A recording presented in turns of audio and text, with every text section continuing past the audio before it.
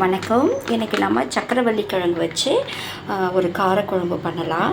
So பாத்திரம் வச்சாச்சு. Oil வந்து தேவையான அளவுக்கு ஊற்றிக்கலாம். ஸோ ஆயில் காஞ்சதுக்கப்புறமா வெந்தயம் கொஞ்சமாக போட்டுக்கலாம். வெந்தயம் போட்டுட்டு பொரியட்டு வெந்தயம் பொரிய ஆரம்பிச்சிருச்சு. ஸோ கடுகு கொஞ்சம் போட்டு தாளிச்சிக்கலாம். அதோட சீரகம் போட்டுட்டு இங்கே பூண்டு இருக்குது. ஸோ பூண்டை போட்டுட்டு வெங்காயம்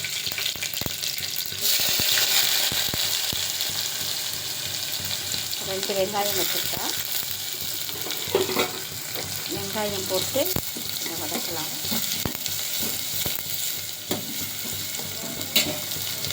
ஸோ இதோட பச்சை மிளகாய் கீறியிருக்கேன், கருவேப்பிலை போட்டு கொஞ்சம் நல்லா வதக்கிட்டு வரலாம். ஸோ வெங்காயம் நல்லா வதங்கிடுச்சு. இதுக்கப்புறம் நம்ம தக்காளி போட்டு வதக்கலாம்.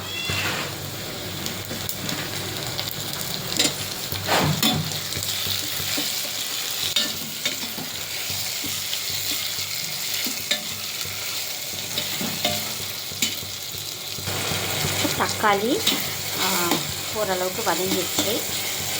இதில் நம்ம வந்து சக்கரவள்ளி கிழங்கு கழுவி கட் பண்ணி வச்சுருக்கோம், அதை போட்டுடலாம்.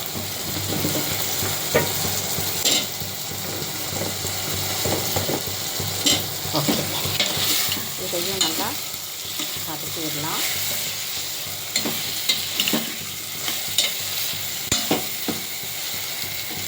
இதுக்கு தேவையான அளவுக்கு உப்பு போட்டுடலாம். நான் ஏற்கனவே கொஞ்சம் போட்டேன். ஸோ எவ்வளோ தேவையோ அவ்வளோ உப்பு போட்டு மஞ்சள் தூள் போடலாம். தேவையான அளவுக்கு லைட்டாக மஞ்சள் தூள் போட்டுக்கலாம். இதில் குழம்பு தூள் அது ஒரு 4 ஸ்பூன் கிட்ட போட்டுக்கலாம். நமக்கு எவ்வளோ தேவையோ அவ்வளோ போடலாம்.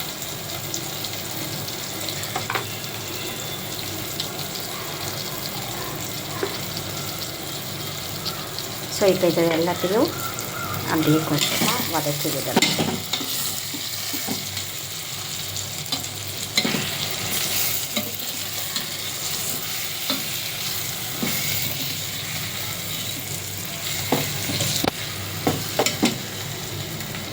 ஸோ இப்போ நல்லா ஓரளவுக்கு எண்ணெயிலே வதக்கியாச்சு. இதில் நம்ம தேவையான அளவுக்கு புளி கரைச்சல் கொஞ்சம் ஊற்றிக்கலாம். குழம்புக்கு எவ்வளோ தேவையோ அவ்வளோ ஊற்றிக்கலாம்.